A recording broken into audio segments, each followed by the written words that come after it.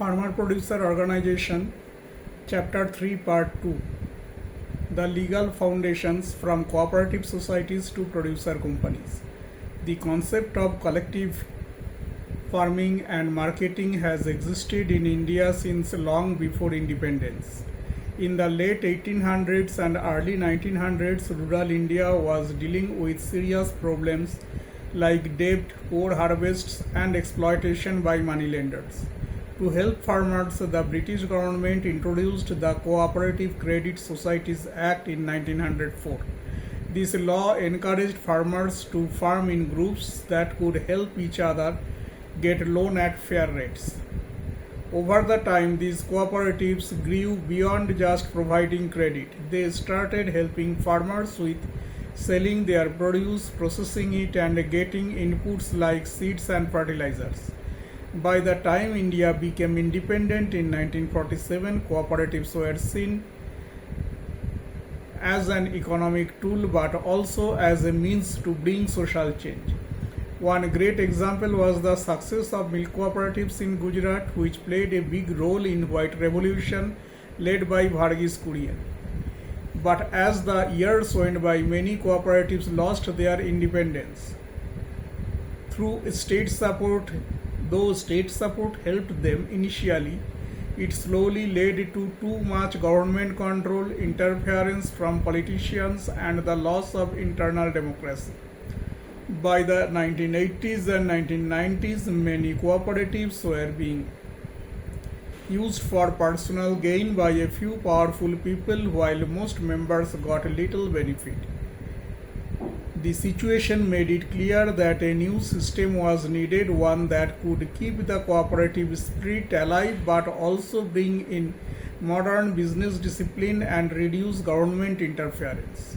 So legal experts and policymakers came together and introduces a new concept in 2002, the producer company. This was done by adding Chapter 9A to the Companies Act of 1956. The producer company model was a mix of two ideas. It kept the cooperative values like members' control and democracy, but also operated under the rules of cooperative law. The goal was to give farmers both freedom from bureaucracy and access to better finance, professional management, and a competitive market. This legal change became the foundation for what we now know as farmer producer organization, which are owned by farmers themselves and not controlled by government. Understanding the difference, cooperative societies versus producer companies. To understand why the producer company model was such a big step forward, it helps to look at how it differs from the traditional cooperative society model. Cooperative societies are governed by state laws and are registered under the Register of Cooperative Societies. In contrast, producer companies are governed by the central government under the Companies Act and are registered with the Register of Companies.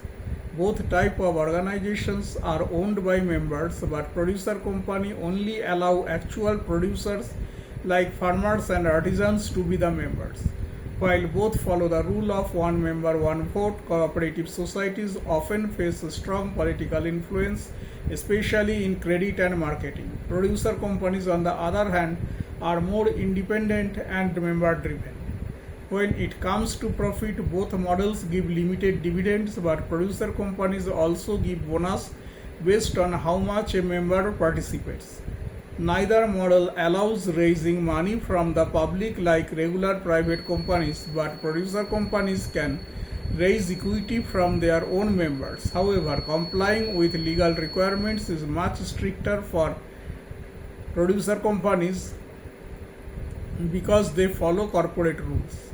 Some known examples of cooperative societies include milk cooperatives and fertilizer cooperatives, while producer companies include organizations like Mahagrape, Kesla Poultry Producer Company, and BPFCL.